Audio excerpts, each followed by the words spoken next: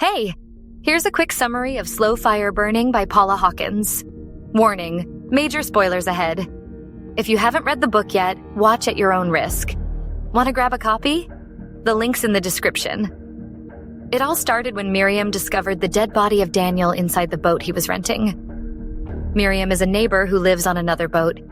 The main suspect was Laura Kilbride. She spent the night at Daniel's boat, slept with him, then argued with him. Laura got angry because Daniel insulted her, so she bit his neck, drawing some blood. She also got some of his blood on her shirt as she went home. Additionally, she injured herself while trying to get inside her house because she had lost her key, which she unknowingly left at Daniel's boat. Miriam took the key when she found Daniel's body because she wanted to protect Laura. Miriam thinks Laura is as damaged as she is. Laura is a bit unstable. She has a limp and a history of violence, and it all started when she was hit by a car while riding her bike as a kid. The driver was her mother's lover, and her mother eventually married that man. Miriam is also unstable. She was abducted as a child.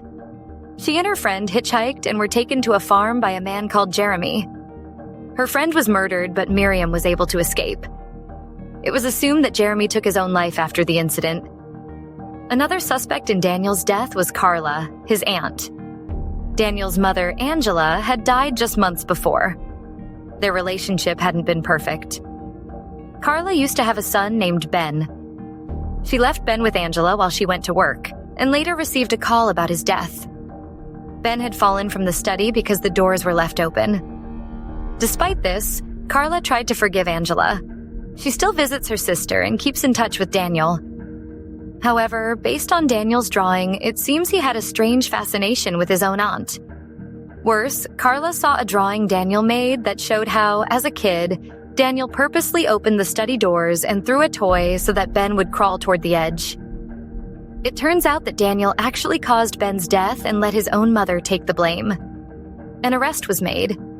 Laura was arrested because, aside from her record and being the last person to see Daniel alive, the murder weapon, a knife, and a scarf with Daniel's blood were found in her flat. She didn't know how they got there. She also didn't know it was the murder weapon. She had simply stolen Carla's bag because she needed the money. When the detectives checked for fingerprints, it turned out the knife and scarf belonged to Theo. Theo is Carla's ex-husband and an author who Miriam claims stole her memoir. He wrote a book about what happened to Miriam.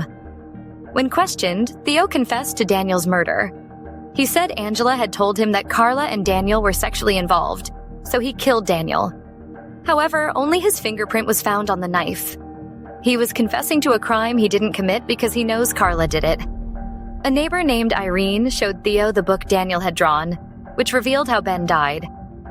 Theo knows Carla saw that book, and he knows Carla killed Daniel. Carla finally confessed to Irene that she did murder Daniel.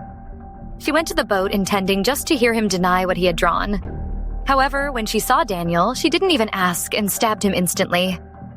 Carla was sent to jail while Laura and Theo were released. While in jail, Carla read an article about another death on a boat.